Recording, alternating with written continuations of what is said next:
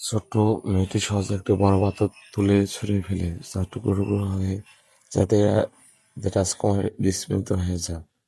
ছোট শক্তির প্রদর্শনী হলে রাজকুমার অভিভূত হয়ে যায় এবং তাকে যা চাবে তাই দেওয়ার প্রতিশ্রুতি দেয়। ছোট মেয়েটি তার মায়ের কাছে ফিরে যাওয়ার অনুরোধ করে, পরিবারের সঙ্গে আবার দেখা করার গভীর আকাঙ্ক্ষা প্রকাশ করে।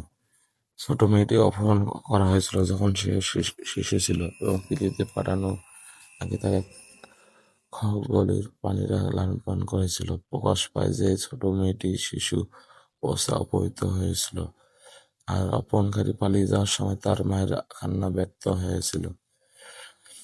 খগের প্রাণীরা ছোট মেয়েটিকে উদ্ধার করে লালন পালন করে, আর এখন রাজকুমার দেবী শক্তি ব্যবহার করে ছোট মেয়েটিকে পৃথিবীর পাঠিয়ে দেখার শেষ ইচ্ছা পূর্ণ করে। ছোট মেয়েটি পৃথিবীর আহত অবস্থায় মাকে খুঁজতে থাকে এবং তাকে পারিবারিক সম্পর্ক আবিষ্কার করে।